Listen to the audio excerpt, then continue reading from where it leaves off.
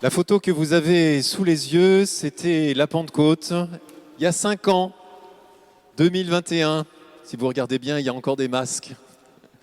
On est sorti des masques, merci Seigneur. Parmi vous, il y en a combien qui étaient là en 2021? Levez-vous pour voir, qu'on voit là, ceux qui étaient là. Oh là là, mais c'est une minorité. Merci Seigneur, il y a plein de nouvelles personnes qui n'étaient pas là. Merci à vous. Alors, pour tous ceux qui n'étaient pas là, en 2021, on a proclamé solennellement et de façon très festive, vous le voyez, que notre famille Immaculée Conception, notre paroisse, est une paroisse missionnaire. Alors, comme il y en a beaucoup qui n'étaient pas là, je vous fais un résumé des épisodes précédents. Ça commence là. Le Christ est mort pour le pardon de mes péchés et des tiens. Le Christ est mort, il a donné sa vie pour nous arracher à la mort éternelle, moi et toi. Le Christ est mort pour nous ouvrir le chemin du salut et de la vie éternelle pour toi et pour moi. Ça commence là. Ensuite, le Christ est ressuscité d'entre les morts. C'est-à-dire que le jour de Pâques et toutes les Pâques depuis 2000 ans, nous célébrons la victoire définitive de l'amour. L'amour que le Christ a livré dans le don de sa vie, parce qu'il n'y a pas de plus grand amour que de donner sa vie pour ceux qu'on aime, eh bien cet amour est victorieux. Au temps du Christ, le monde était rempli d'horreur. Aujourd'hui, le monde est rempli d'horreur. Alors qu'est-ce que ça a changé tout ça ? On a l'impression que ça n'a rien changé. Sauf que quand on dit ça, quand on a cette impression-là, on fait de Dieu quelqu'un qu'il n'est pas. On fait de Dieu une sorte de magicien qui va faire bouger sa main comme ça au-dessus du monde, qui va prononcer des formules incantatoires, abracadabra, abracadabra, et pouf, le monde va changer. Mais ça ne marche pas comme ça. Si Jésus est mort et ressuscité, ce que ça change, c'est toi et moi. Ce que ça change, c'est chaque personne individuellement, une par une, génération après génération, siècle après siècle. Et il faut recommencer le travail à chaque personne et à chaque génération. Et ce changement, il a lieu de l'intérieur. Frères et sœurs bien-aimés, quel est votre plus grand besoin ?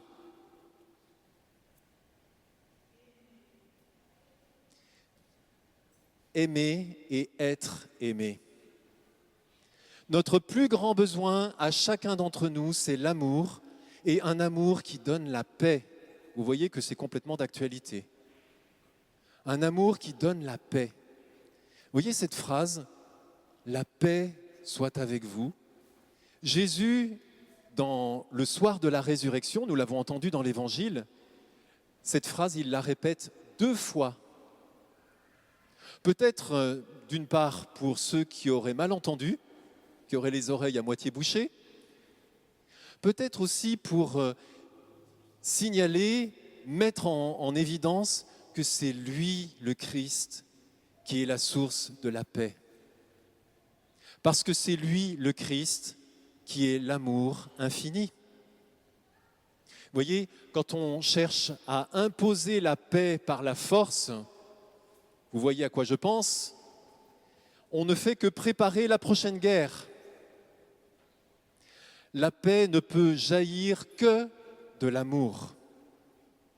Or, l'amour, c'est ce qui vient changer nos vies, ce qui vient transformer nos vies.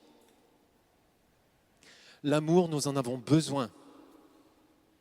Alors, il y a 5 ans, c'est ça qu'on a choisi dans cette paroisse, cette famille Immaculée Conception. On a choisi d'être ceux qui accueillent l'amour pour pouvoir le diffuser, parce qu'il n'y a que l'amour qui sauve les personnes et le monde. Il n'y a que l'amour qui apporte la paix dans le cœur des personnes, dans les familles, dans les relations de travail, dans les pays, entre les pays. Il n'y a que l'amour qui fait cela.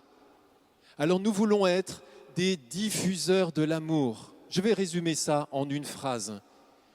Cette paroisse missionnaire que nous voulons être, c'est d'accueillir l'amour de Dieu et de diffuser l'amour de Dieu.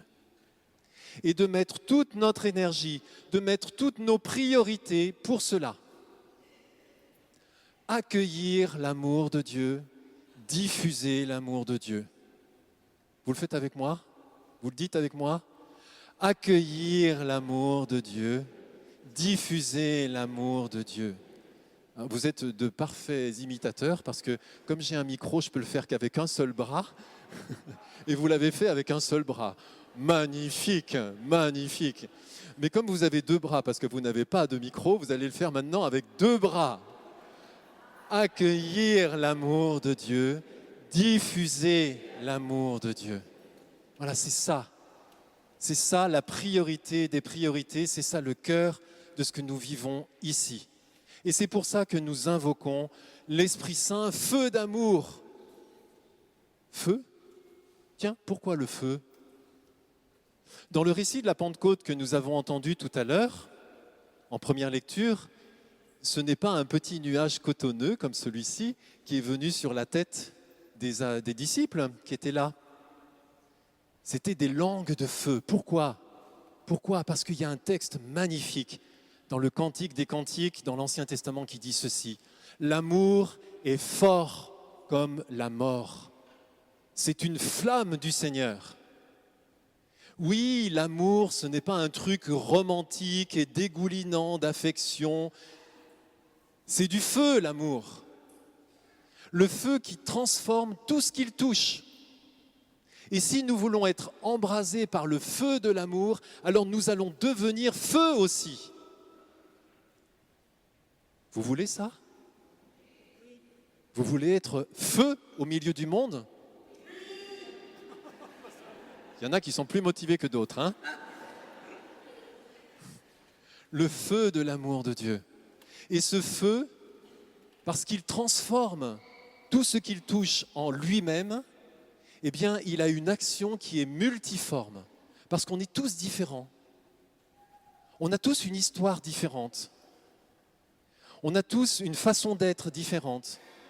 Parce que aussi, quand on est jeune, quand on est un peu plus vieux, quand on est plus âgé, on ne vit pas les mêmes choses. Et dans chaque situation, dans chaque circonstance, ce feu d'amour s'adapte à ce que nous vivons de façon personnelle et unique. Et nous avons entendu dans le psaume ceci. Quelle profusion dans tes œuvres, Seigneur. Quelle profusion dans tes œuvres, Seigneur. Et moi, je peux le dire pour moi, personnellement. J'aurai bientôt 59 ans cet été.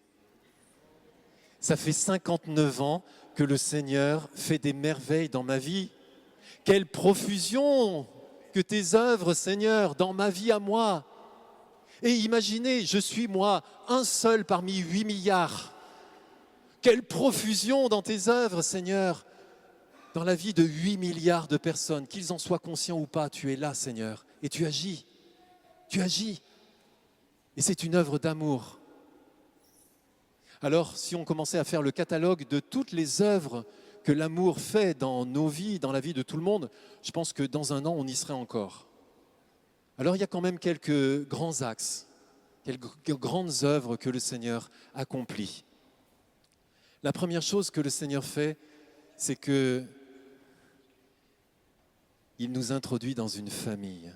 L'amour, ça nous introduit dans une famille, exactement comme un nouveau-né qui arrive dans une famille, quand tout se passe bien normalement. L'amour nous introduit dans une famille. Ça veut dire aussi que tu n'es plus seul.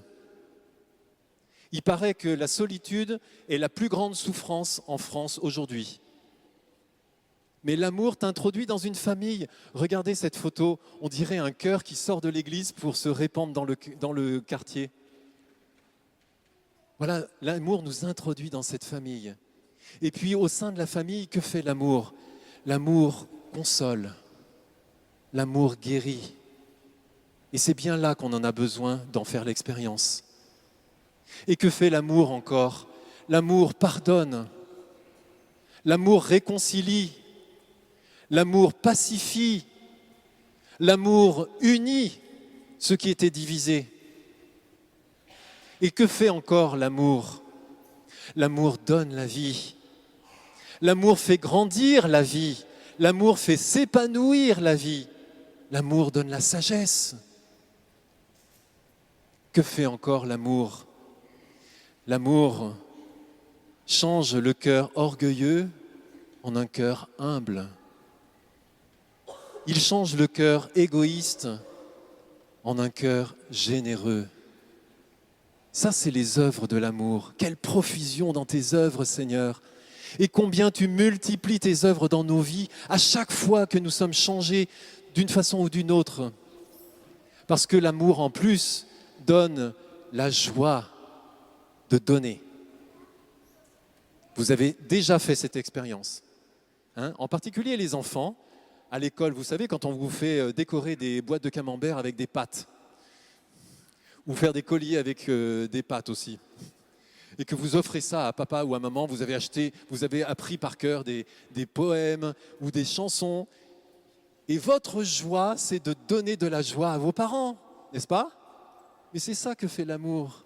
Il donne la joie de donner, parce que l'amour est diffusif par nature. C'est sa volonté, c'est sa nature de se diffuser. Parce que si on reçoit l'amour, mais qu'on le garde rien que pour nous, on le stérilise. On l'empêche d'être fécond. Mais par contre, si on le laisse passer, si on le reçoit et qu'on le laisse traverser à travers nous, déborder de notre cœur, alors il se multiplie. Parce que l'amour est fait pour se multiplier.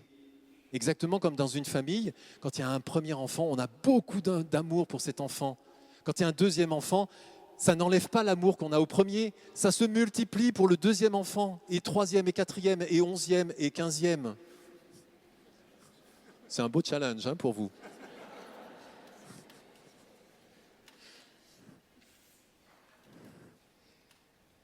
Frères et sœurs, imaginez ce qui se passerait s'il n'y avait aucune résistance, aucun frein dans le cœur de chacun d'entre nous à l'amour. Qu'est-ce qui se passerait dans votre cœur, dans votre vie? Qu'est-ce qui se passerait dans votre famille? Mon Dieu, comme prêtre, combien j'ai de fois entendu des confidences sur ce qui se passe dans les familles, et c'est difficile. Dans toutes les familles. Imaginez ce que peut faire l'amour si vraiment il se diffuse. Alors, frères et sœurs, qui n'a pas besoin d'accueillir l'amour de façon nouvelle? Qui ne souhaite pas que l'amour se diffuse? Qui ne souhaite pas que le règne d'amour de Dieu s'étende? Personne, n'est-ce pas? Ce que nous souhaitons, c'est ça. Et en même temps, attention, nous ne sommes pas en train de rêver à un monde de bisounours.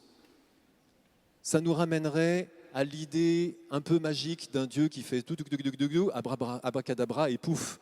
C'est pas ça. Il y aura toujours du mal jusqu'à la fin du monde. Mais par contre, nous pouvons être acteurs d'un bien qui se diffuse, d'un amour qui se diffuse. Nous pouvons l'accueillir et le laisser déborder de nous, cet amour. Et ça dépend de notre liberté, de notre engagement, de notre vouloir. Est-ce que nous voulons? Est-ce que chacun d'entre vous, vous voulez accueillir l'amour et diffuser l'amour autour de vous et en faire la priorité de votre vie. Est-ce que vous voulez? Alors ça tombe bien, dans la deuxième lecture, on a entendu que Dieu donne à chacun la manifestation de l'Esprit en vue du bien. Comme nous sommes tous différents, Dieu donne des dons différents pour que nous puissions manifester l'œuvre de l'Esprit en vue du bien dans notre cœur, dans notre vie et autour de nous. Et Dieu donne de façon différente à chacun. Mais Dieu donne. Et nous pouvons participer à cela, être acteurs de cette œuvre de Dieu, de cette profusion des œuvres de Dieu, en étant partie prenante, collaborateur du Saint-Esprit. Bon, assez de discours, maintenant il va falloir qu'on prie. Je voudrais, avant qu'on invoque le Saint-Esprit encore une fois, on va encore l'invoquer, je voudrais d'abord qu'on célèbre tous ceux dont Dieu a changé la vie depuis 1 an, depuis la Pentecôte dernière. Ceux qui ont vécu quelque chose de fort, ça peut être une conversion, ça peut être une guérison, ça peut être d'avoir trouvé place dans la famille de l'Immaculée Conception, ça peut être d'avoir décidé de mettre ses pas dans les pas de Jésus, de devenir son disciple. Ça peut être plein de choses qui a transformé un peu profondément notre vie. Alors je vais vous appeler, mais d'abord, je vais appeler 2 personnes qui ont eu leur vie un peu changée quand même depuis 1 an. Et donc Maëva et Thomas, vous voulez venir devant, s'il vous plaît?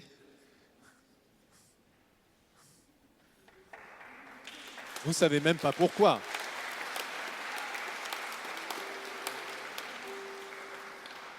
Ils se sont mariés exactement il y a 1 an.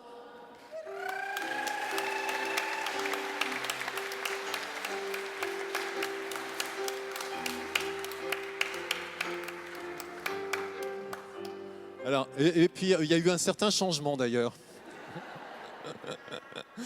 Voilà, vous restez ici, et puis j'appelle maintenant ceux qui ont vécu, vous allez vous tourner vers l'autel, comme ça, en bas, voilà. J'appelle ceux qui ont vécu une transformation un peu sérieuse cette année, entre il y a 1 an et maintenant. Vous qui avez vécu quelque chose d'important cette année, je vous invite à venir devant. Il faut qu'on célèbre ce que Dieu a fait. Eh oh, ça m'étonnerait qu'il n'y ait personne. Hein. Voilà, déjà, il y a les néophytes. Super. Sinon, les autres, vous n'avez rien vécu depuis 1 an avec le Seigneur. Mais quelque chose qui a un peu de l'importance dans votre vie quand même. Hein. Vous reconnaissez que Dieu a agi dans votre vie depuis 1 an, d'une façon ou d'une autre.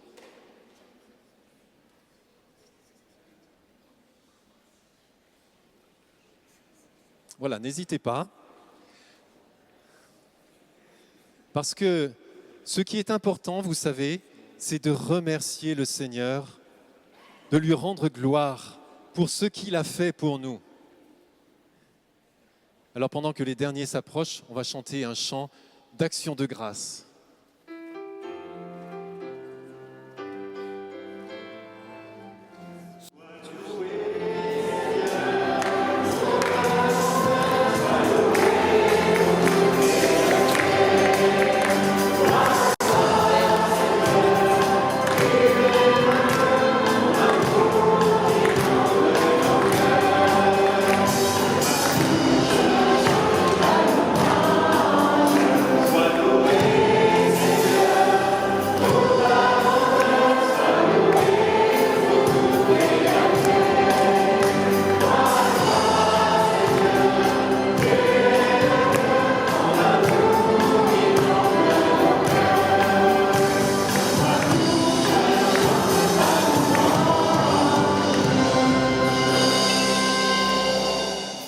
Amen. Et donc ce que le Seigneur a commencé, il va continuer.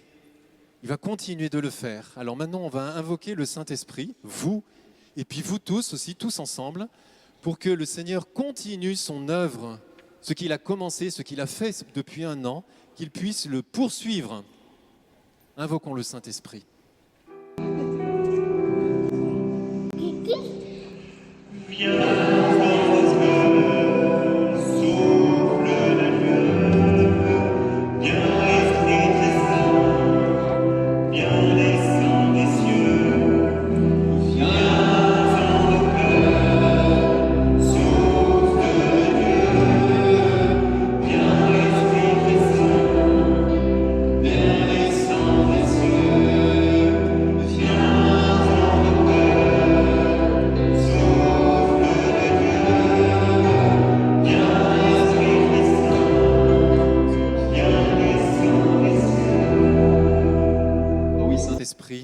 bénissons pour ton œuvre dans la vie, dans le cœur, dans les relations de tous nos frères et sœurs qui sont ici et qui viennent te rendre grâce en ces temps avancés.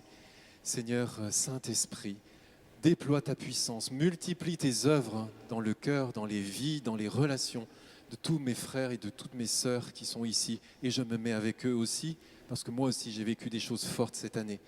Nous te bénissons, Seigneur, et nous sommes dans la gratitude et dans l'espérance que tu vas multiplier tes œuvres. Amen. Amen. Amen. Je vous invite à retourner chez vous, enfin chez vous à votre place. Et puis je voudrais appeler maintenant,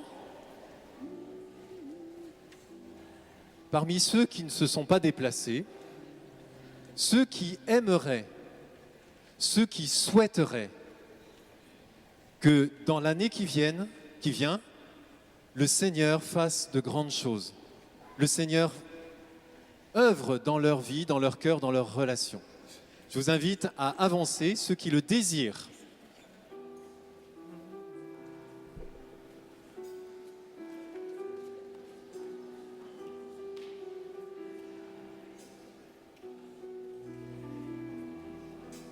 Avancez, avancez.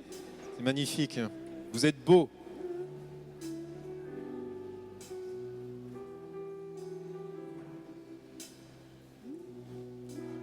Viens, Saint-Esprit. Viens en nos cœurs, souffle de Dieu. Viens, Esprit très saint, viens, descends des cieux. Viens en nos cœurs, souffle de Dieu. Viens, Esprit très saint, descends des cieux. Encore, viens en nos cœurs, souffle de Dieu. Viens, Esprit très saint, viens, descends des cieux.